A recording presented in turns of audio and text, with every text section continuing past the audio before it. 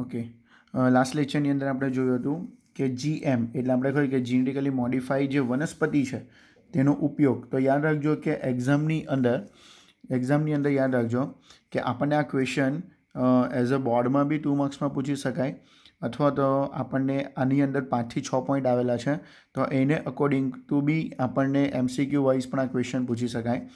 તો genetically modify જે વનસ્પતિ છે તેનો ઉપયોગ નાવડેઝ આપણા માટે કેવો છે? લાભદાયી છે. બરાબર. તો એ લાભદાયી કેમ છે? તો પહેલું તો લાભદાયી કેમ છે તો યાદ રાખવાનું કે આપણે જે જીનેટિકલી મોડિફાઈ જે વનસ્પતિ બનાવી છે તે આપણી બુક પ્રમાણે એવું લખ્યું છે કે અજૈવિક તાણ. અજૈવિક તાણ એટલે આપણે એવું કહી શકાય કે આ વનસ્પતિ એવી છે કે બહુ જ ઠંડી પડે, અથવા તો પાણીની અછત હોય, અથવા તો જમીન ક્ષારવાળી હોય, અથવા તો વધારે શું હોય? ગરમી હોય. બરાબર છે. તો પણ આવી પરિસ્થિતિમાં પણ આપણે એવું કહી શકાય તો પાકને શું કરી શકાશે? બચાવી શકાશે. એટલે આપણે એવું કહી શકાય કે જીનેટિકલી મોડિફાઈડ જે વનસ્પતિ છે તેને આપણે શું કરી છે? એમ કહેતો ચાલે કે આવી બધી જે પરિસ્થિતિ છે તેની બચવા માટે એને શું કર્યું છે? રેઝિસ્ટ કરી છે. રેઝિસ્ટ એટલે ખબર પડી ગયું કે આની સામે ઓલરેડી પ્રતિકાર કરશે. બરાબર છે. એટલે આપણે ઓછી મહેનતે અથવા તો ઓછી કેર રાખીને પણ આવી વનસ્પતિને શું કરી શકીએ છીએ? એનું ઉત્પાદનને મેળવી શકીએ છીએ. બરાબર છે. બીજું, આ જીનેટિકલી મોડિફાઈ જે વનસ્પતિ છે, આ વનસ્પતિની વાત કરીએ તો એ જંતુ એટલે કે આપણે કહીએ તો ચાલે કે ઇન્સેક્ટ. બરાબર છે. અથવા તો કેટલીક જીવાત. તો જીવાતો પ્રત્યે બી આપણે એને શું બનાવી દીધી છે? પ્રતિરોધક બનાવી છે. બરાબર છે. રેઝિસ્ટન્ટ બનાવી દીધી છે. એના પરિણામે શું થશે કે આપણે જે જંતુનાશકોનો ઉપયોગ કરીએ છીએ, બરાબર છે, કે જે જંતુનાશકોનો ઉપયોગ કરીએ કે જે શું હોય? રાસાયણિક હોય, રસાયણોના બનેલા હોય. બરાબર. તો તેનો ઉપયોગને આપણે શું કરી શકીશું? ઘટાડી શકીશું. એનો ઉપયોગને શું કરી શકાય? ઘટાડી શકાય. બરાબર છે. તો જે જંતુ પ્રતિરોધક જે જાતો છે એટલે કે જંતુ પ્રતિરોધક જાતોનું આપણે નિર્માણ કર્યું છે કે જેનાથી આપણે જે કેમિકલ પેસ્ટિસાઇડ્સનો જે ઉપયોગ કરીએ છીએ તેનો ઉપયોગને શું કરી શકાય? ઘટાડી શકાય. બીજું, લણણી પછી. બરાબર છે. લણણી પછી ઘણી વખત એવું થતું હોય કે જો એનું પ્રોસેસિંગ ન કરવામાં આવે, બરાબર, એટલે કે સીધી એની તકેદારી ન કરવામાં આવે તો એ નુકસાન પામતું હોય. તો લણણી પછી થતાં જે નુકસાન છે, બરાબર, તો એવી વનસ્પતિની અંદર નુકસાન બી શું કરી શકાય? ઘટાડી શકાય. બરાબર. ચોથો પોઈન્ટ છે, આ જે વનસ્પતિ છે, બરાબર, કે જે જમીનમાંથી શું કરશે? ખનિજોનો ઉપયોગ કરશે. બરાબર. ખનિજોના ઉપયોગની કાર્યક્ષમતા વધારવી. એટલે એવું કહી શકાય કે વનસ્પતિ ખનિજોનો શું કરશે? ઉપયોગ કરશે અને એની કાર્યક્ષમતાને શું કરશે? વધારશે. આના પરિણામે શું થશે કે જમીનની જે ફળદ્રુપતા છે એ ફળદ્રુપતામાં શું રહેશે? જળવાઈ રહેશે. જમીનની ફળદ્રુપતા પણ જળવાઈ રહેશે. અને સૌથી મહત્ત્વનો પોઈન્ટ જો આપણે વાત કરીએ તો આવા જે જીનેટિકલી મોડિફાઈડ જે વનસ્પતિ છે તો તેની વાત કરીએ તો તેની અંદર આપણે શું કરી શકાય? જે ખોરાકનું જે પોષક મૂલ્ય છે, બરાબર છે, જે ખોરાકનું જે પોષક મૂલ્ય છે એ ખોરાકના પોષક મૂલ્યને આપણે શું કરી શકાશું? વધારી શકાય. એટલે કે જસ્ટ એક્ઝામ્પલ, આપણી પાસે નાવડેઝ જે ગોલ્ડન રાઈસ છે, બરાબર છે, જે ગોલ્ડન રાઈસ છે એની અંદર જે પહેલાં વિટામિન એનું જે પ્રમાણ હતું એના કરતાં આપણે એનું પ્રમાણને શું કર્યું છે? વધારે કરી દીધું છે. એનું પ્રમાણમાં શું કરી દીધું છે? વધારે કરી દીધું છે. બરાબર છે. એટલે આપણે જીનેટિકલી મોડિફાઈ વનસ્પતિની અંદર આપણને જોઈતા પોષક મૂલ્યોને પણ આપણે શું કરી શકાય? વધારો કરી શકાય. બરાબર. તો આ 5 પોઈન્ટ આપણે યાદ રાખવાના રહેશે. એક્ઝામની અંદર આમાંથી જ કોઈક MCQ પૂછી શકાય કે વનસ્પતિ એટલે કે જીનેટિકલી મોડિફાઈ જે વનસ્પતિ છે, બરાબર, તે નીચેનામાંથી કયા લાભદાયી ફેરફારો ધરાવે છે? બરાબર છે. અથવા તો એ વનસ્પતિનો ફાયદો શું છે? બરાબર. તો આપણે આ 5 પોઈન્ટ યાદ રાખવાના રહેશે.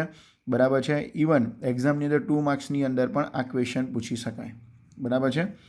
હવે જો આપણે વાત કરીએ તો જીનેટિકલી મોડિફાઈ જે વનસ્પતિ છે, બરાબર, કે જે વનસ્પતિનો ઉપયોગ, બરાબર, એ વનસ્પતિનો ઉપયોગ લાભદાયી તો છે જ, પણ એ વનસ્પતિનો ઉપયોગ નાવડેઝ આપણે સ્ટાર્ચના પ્રોડક્શન માટે કરી શકાય. બરાબર. કેટલીક વનસ્પતિ એવી છે કે જેમાંથી આપણે ફ્યુલ મેળવી શકીશું. બરાબર છે. કેટલીક વનસ્પતિ એવી છે કે જે ફાર્માસ્યુટિકલ, બરાબર, એટલે કે ફાર્માની અંદર યુઝ થાય છે. નાવડેઝ તમને ખબર છે કે ઘણી જગ્યાએ હાઈવે પર બોર્ડ મારે કે બાયોફ્યુલ, તો તે, બરાબર છે, વનસ્પતિમાંથી ઉત્પન્ન થતું એક ફ્યુલ છે. તો આપણે આવી બધી વનસ્પતિની અંદર ચેન્જીસ લાવીને તેમાંથી સ્ટાર્ચ છે, બળતણ છે, ફાર્માસ્યુટિકલ પ્રોડક્ટ છે, એ બધી પ્રોડક્ટો મેળવી શકાય.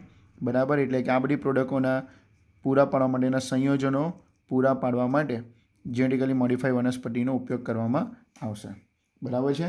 તો આપણે આ યાદ રાખવાનું રહેશે કે જેનેટિકલી મોડિફાઈ વનસ્પતિનો ઉપયોગ દ્વારા આપણે સ્ટાર્ચ, બળતણ અને ફાર્માસ્યુટિકલ પ્રોડક્ટના સંયોજનો મેળવી શકીએ. બરાબર છે. હવે જો આપણે જસ્ટ એક્ઝામ્પલ, આપણી પાસે ઘણા બધા એક્ઝામ્પલ છે. બરાબર છે. આપણે પેજ નંબર 208 પર આપણને એક જે એક્ઝામ્પલ આપ્યું છે એ એક્ઝામ્પલ આપણા માટે મહત્ત્વનું છે. જો આપણે વાત કરીએ કે જો એગ્રોબાયોટેકની વાત કરીએ, બરાબર, મેં અગાડી પણ કીધેલું કે અહીંયા બાયોટેક વર્ડ લખ્યો છે. બરાબર છે. પણ યાદ રાખજો કે આ જે પણ આપણને જે પ્રોસેસ આવે છે અથવા તો જે મહત્ત્વ છે એ જીનેટિક એન્જિનિયરિંગને રિલેટેડ વર્ક છે. આ કોનું છે? Genetic engineering. કેમ કે GM બોલીએ આપણે કે જેનેટિકલી મોડિફાઈ. તો જેનેટિકલી મોડિફાઈ જે ઓર્ગેનિઝમ છે અથવા તો જે પ્લાન્ટ છે અથવા તો જે એનિમલ છે, તો તે જીનેટિક એન્જિનિયરિંગથી જ આપણે એના જનીનમાં શું કરી શકાય? ચેન્જ કરી શકાય, અથવા તમે એને મોલેક્યુલર ટેકનોલોજી બી કહી શકો. બરાબર છે. તો આપણે જે અહીંયા વર્ડ યુઝ કર્યો છે બાયોટેક, એ આપણી ટેક્સના રિલેટેડ છે. પણ મેં તમને કીધું છે તેમ કે આ જે વર્ડ છે તે એક્ઝેક્ટલી આ જે કામ છે એ જીનેટિક એન્જિનિયરિંગનું છે. બરાબર છે. તો એગ્રો જે બાયોટેક છે, હાલના સમયની અંદર સૌથી ડેવલપ થયેલી જે જો કોઈ બ્રાન્ચ હોય ને તો તે કઈ છે? જીનેટિક એન્જિનિયરિંગ છે ખરી, પણ કયું? Plant genetic engineering.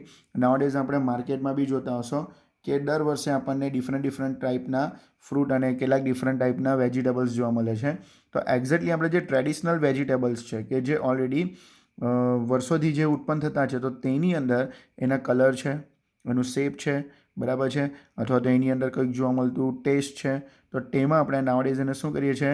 મોડિફાઈ કરીએ છીએ અને ઓછી મહેનતે વધારે પ્રોડક્શન મેળવી શકાય. તો તે માટે આપણે એને શું કરેલા છે? મોડિફાઈ કરેલા છે. બરાબર છે.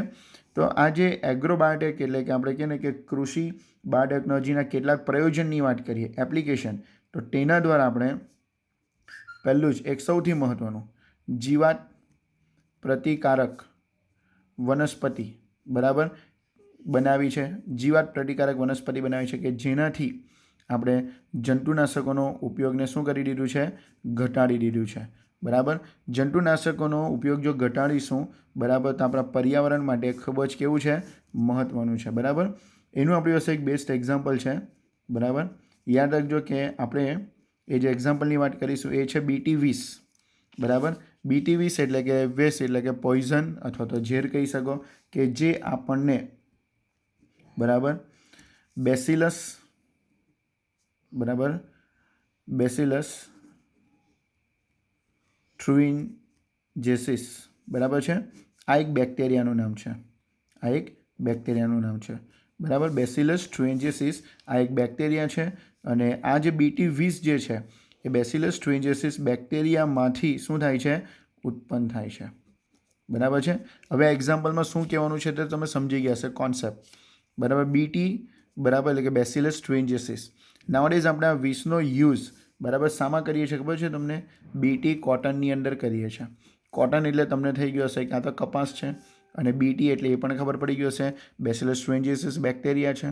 આપણે લાસ્ટ ટાઈમ એવું કીધેલું કે જ્યારે રિકોમ્બિનેન્ટ DNA બને ત્યારે વિષમ જાતીય હોય. બરાબર. વિષમ જાતીય બી તમે શું કરી શકાય? રિકોમ્બિનેન્ટ DNA બનાવી શકો. તો આના પરથી તમને આઈડિયા આવી ગયો હશે કે બેસિલસ થ્રુઇન્જેસિસ જે બેક્ટેરિયા છે તેમાંથી ઉત્પન્ન થતું જે વિષ છે એ વિષ આપણે કોની અંદર એન્ટર કરેલું છે? કપાસના છોડની અંદર. એટલે કે હવે કપાસનું છોડની અંદર બી જો પેલું જનીન જશે અને જો એક્સપ્રેસ થાય તો તમને ખબર છે કે શું ઇફેક્ટ આવવાની છે? કે કપાસનો છોડ પણ એ વિષ ઉત્પન્ન કરશે. તેના પરિણામે શું થશે?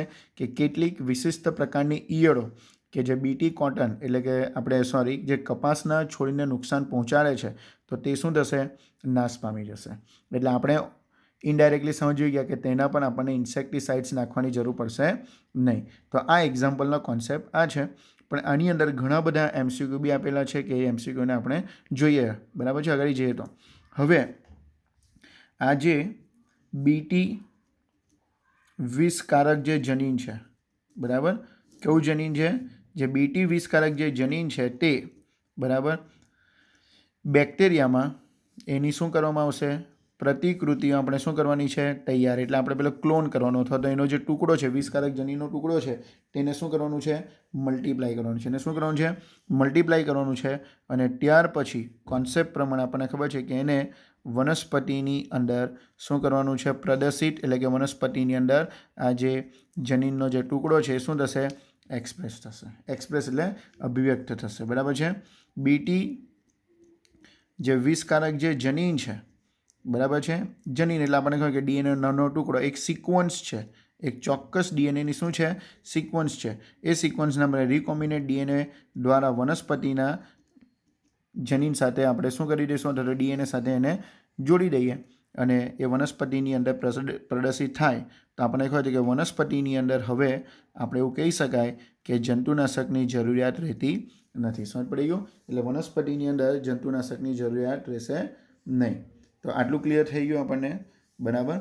કે તેથી આપણે હમણાં જ કીધું કે વનસ્પતિની અંદર જો પ્રદર્શિત થાય તો એને જંતુનાશકની જરૂર રહેતી નથી. આવી રીતે આપણે બાયોપેસ્ટિસાઇડ્સનું શું કરી શકાય? નિર્માણ કરી શકાય. બરાબર છે.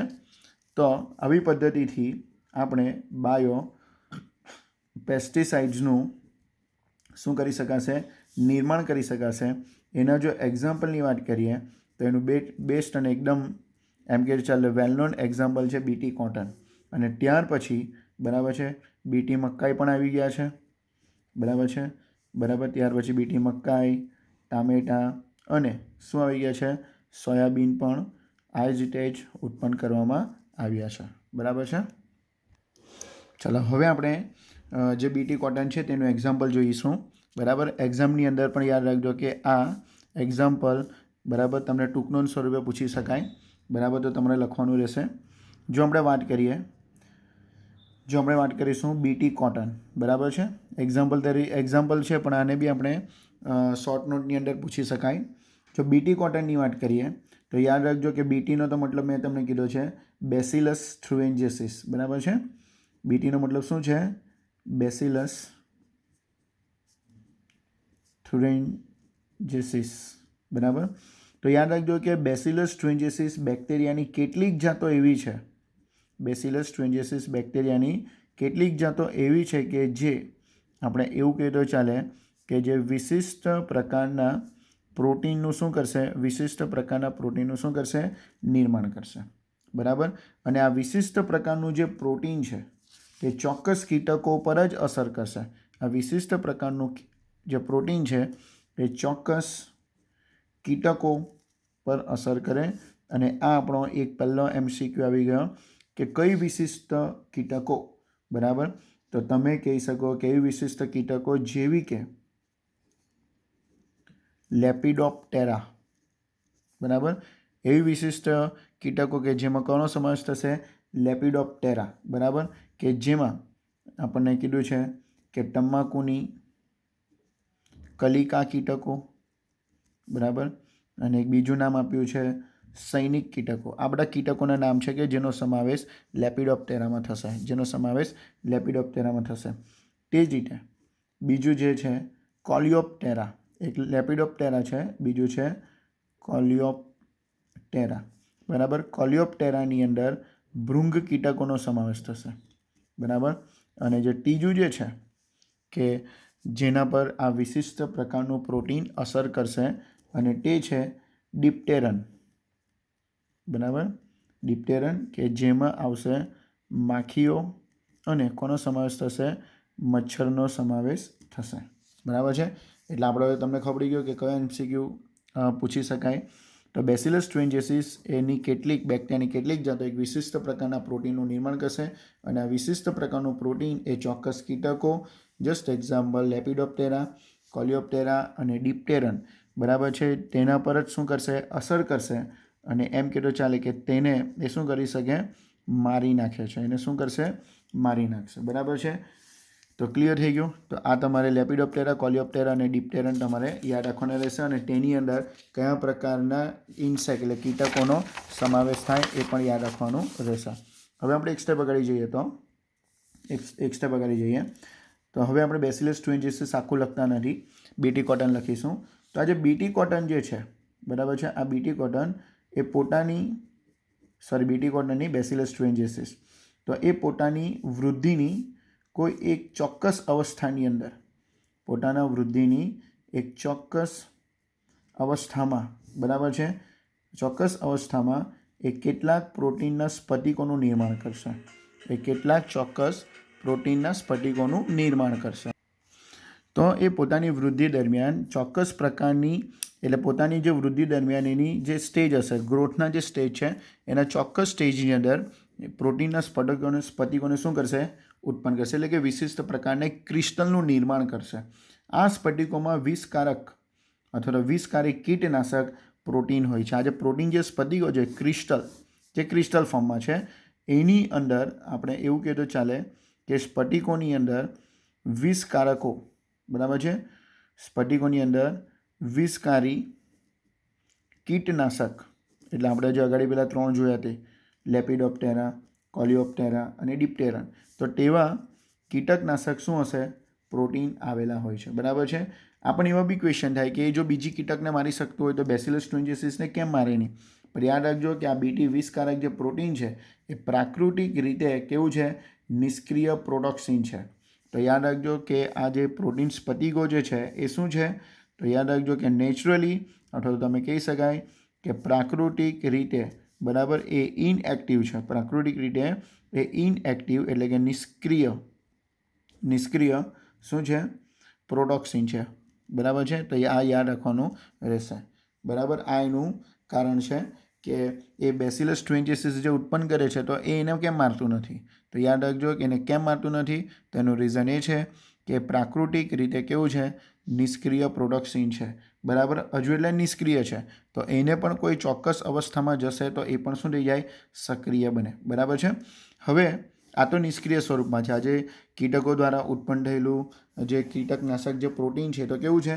નિષ્ક્રિય છે. પ્રાકૃતિક રીતે આ નિષ્ક્રિય પ્રોડક્સિન છે. જે પણ કીટક આ નિષ્ક્રિય વિષને ખાય, એટલે કે સમજો કે આવું જે વિષકારક જે પ્રોટીન છે, પ્રોટીન ઉત્પન્ન કરતું જે જનીન છે, એ આપણે કોની અંદર એન્ટર કરી દીધું? રિકોમ્બિનન્ટ ડીએનએ દ્વારા કપાસની અંદર એન્ટર કરી દીધું. હવે જો આ કપાસની અંદર એન્ટર થઈ ગયું તો કપાસની અંદર જો એક્સપ્રેસ થાય, કોની અંદર એક્સપ્રેસ થશે? કપાસની અંદર એક્સપ્રેસ થાય તો કપાસ પણ આ નિષ્ક્રિય પ્રોડક્સિન બનાવશે. બરાબર. હવે આ નિષ્ક્રિય પ્રોડક્સિન જે છે, આ નિષ્ક્રિય પ્રોડક્સિન જે છે, બરાબર, એના પર આવેલા જે કીટકો છે, તો કીટકો દ્વારા એ પણ શું થઈ જશે? ખવાય. અને નિષ્ક્રિય વિષને, બરાબર, જે ખાય તે વિષ કેવું ગયું? કીટકોના શરીરની અંદર નિષ્ક્રિય. બરાબર. આ નિષ્ક્રિય વિષ જ્યારે સ્ફટિક સ્વરૂપમાં અથવા તો તમે કહી શકાય કે ક્રિસ્ટલ સ્વરૂપમાં, અથવા તો કયા સ્વરૂપમાં? ક્રિસ્ટલ સ્વરૂપમાં જે કીટકો છે, તો કીટકોના ક્યાં જશે? આંતરડાની અંદર જશે. બરાબર. અને કીટકોના આંતરડાની અંદર જે આલ્કલાઇન પીએચ છે, બરાબર, જે આલ્કલાઇન પીએચ છે, તો આલ્કલાઇન પીએચને કારણે, એટલે કે કીટકોના આંતરડાની અંદર આલ્કલાઇન પીએચ છે અને આ આલ્કલાઇન પીએચના કારણે જે પેલું નિષ્ક્રિય સ્ફટિક છે, બરાબર, નિષ્ક્રિય જે સ્ફટિક છે, બરાબર, તે આપણે એવું કહીએ તો ચાલે કે જે હમણાં નિષ્ક્રિય છે તે પ્રોટીન, જે નિષ્ક્રિય પ્રોટીન જે છે તે શું થઈ જશે? હવે તે પ્રોટીન દ્રાવ્ય સ્વરૂપમાં રૂપાંતર પામી જશે. પ્રોટીન કયા સ્વરૂપમાં રૂપાંતર પામી જાય? દ્રાવ્ય સ્વરૂપમાં રૂપાંતર પામતાની સાથે જ હવે એ કેવું થઈ જશે? સક્રિય થઈ જશે. દ્રાવ્ય સ્વરૂપમાં રૂપાંતર પામતાની સાથે એ પ્રોટીન હવે કેવું થઈ જશે? સક્રિય થઈ જશે. અને જો એ પ્રોટીન સક્રિય થઈ જાય, બરાબર, જો એ પ્રોટીન સક્રિય થઈ જાય તો આ સક્રિય જે પ્રોટીન થઈ ગયું નિષ્ક્રિયમાંથી, બરાબર છે, આલ્કલાઇન પીએચની હાજરીમાં નિષ્ક્રિયમાંથી કેવું થઈ ગયું? સક્રિય થઈ ગયું. તો આ જે સક્રિય જે પ્રોટીન જે છે એ જેના આંતરડાની જે મધ્યાંત્ર છે, તો મધ્યાંત્રની જે સપાટી છે એ સપાટી પર આવેલા જે અધિચ્છદીય કોષો છે, સપાટી પર આવેલા કેવા કોષો છે? અધિચ્છદીય કોષો સાથે આ પ્રોટીન શું થઈ જાય? જોડાઈ જાય અને અધિચ્છદીય સપાટી પર એ શું ઉત્પન્ન કરવાના ચાલુ કરે? છિદ્ર ઉત્પન્ન કરવાના ચાલુ કરે. જેના કારણે છિદ્ર ઉત્પન્ન કરે એટલે કે અધિચ્છદીય કોષો જે છે એ શું થઈ જશે? ફૂલીને ફાટી જશે. ફૂલીને શું થઈ જાય? ફાટી જાય. અને એન્ડમાં આપણે એવું કહીએ તો ચાલે કે કીટકોનું શું થઈ જશે? મૃત્યુ થઈ જશે. કીટકોનું શું થઈ જશે? મૃત્યુ થઈ જશે. તો આના પરથી આપણને આઈડિયા આવી ગયો હશે કે કેવી રીતે બેસિલસ થ્રુઇન્જિસિસ જે બેક્ટેરિયા છે તેની અંદર જે વિષકારક જનીન છે તેનો ઉપયોગ કરીને આપણે કેવી રીતે કોટનની અંદર એન્ટર કર્યા પછી કીટકો દ્વારા આનું શું થઈ શકે, રક્ષણ મેળવી શકાય. બરાબર છે. તો આ આપણે યાદ રાખવાનું રહેશે. એક્ઝામની અંદર ક્વેશ્ચન પૂછી શકાય તો આપણે આ ફોર્મેટની અંદર, આ સિક્વન્સની અંદર લખવાનું રહેશે.